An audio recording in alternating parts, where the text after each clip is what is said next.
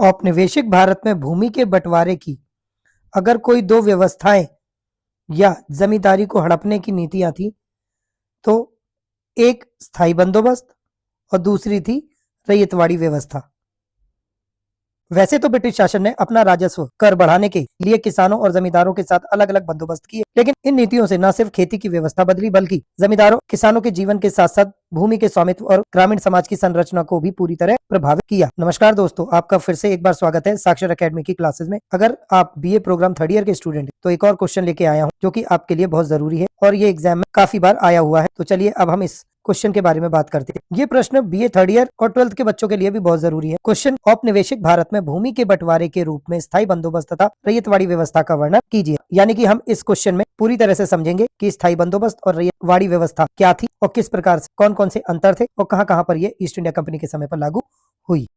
औपनिवेशिक शासन ने भारत की सामाजिक और आर्थिक संरचनाओं में गहरे परिवर्तन किए, लेकिन सबसे अधिक कृषि में प्रमुख बदलाव हुए, जैसे भूमि पर निजी संपत्ति का अधिकार, भूमि का व्यापारीकरण और भारत के किसानों की भूमि को ब्रिटिश के क्षेत्रों में मिला लेना। ब्रिटिश नीतियों में जमींदारों के द्वारा भूमि राजस्व प्रणाली के तहत स्थायी बंदोबस्त, जिसे इस्तमारी भी कहते हैं, और रैयतवाड़ी व्यवस्था जैसे समझौते लागू किए गए।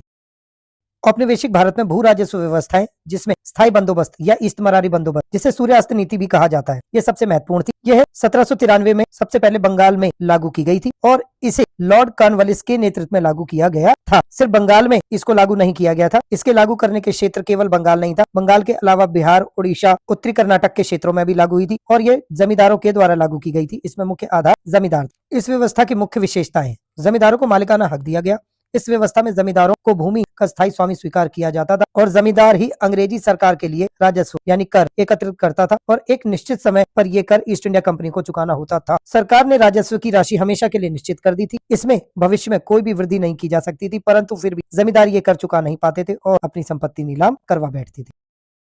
इसी कर व्यवस्था को सूर्यास्त नीति या सूर्यास्त कानून भी कहा जाता है। इसे सूर्यास्त कानून इसलिए कहा जाता है कि यदि निर्धारित तिथि के सूर्यास्त होने तक राजस्व जमा नहीं होता था तो सरकार जमींदार की संपत्ति जब्त कर लेती थी और उस संपत्ति को नीलाम करके नीलामी के पैसों से सरकार अपना कर वसूल कर लेती थी। इसका क्या प्रभाव पड़ा? इससे कंपनी को एक निश्चित आय तो मिली, लेकिन किसानों का जमींदारों द्वारा अत्यधिक शोषण हुआ और इस प्रकार ईस्ट इंडिया कंपनी के लिए काम करने वाले 70% किसान अपनी जमींदारी नीलाम करवा बैठे। दोस्तों, इसी प्रकार एक और कर व्यवस्था है जिसे हम कहते हैं रैयतवाड़ी व्यवस्था। इस व्यवस्था को पूर्ण रूप से 1820 में लागू किया गया था। इस व्यवस्था को थॉमस मुनरो और कैप्टन रीड के द्वारा लागू किया गया था और यह नीति मुख्य रूप से दक्षिण के क्षेत्रों में लागू की गई थी, जैसे मद्रास, बॉम्बे प्रेसिडेंसी के कुछ हिस्से, असम और कुर्ग जैसे इलाके इस रैयतवाड़ी व्यवस्था के अधीन थे।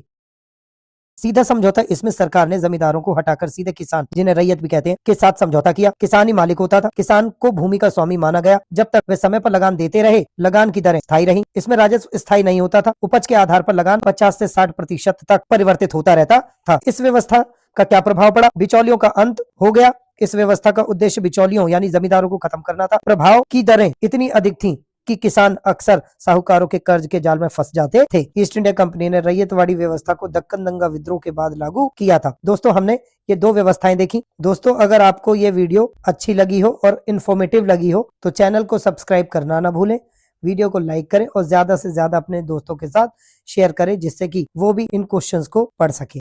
तो मिलते हैं अगली वीडियो में। Bye bye, take care.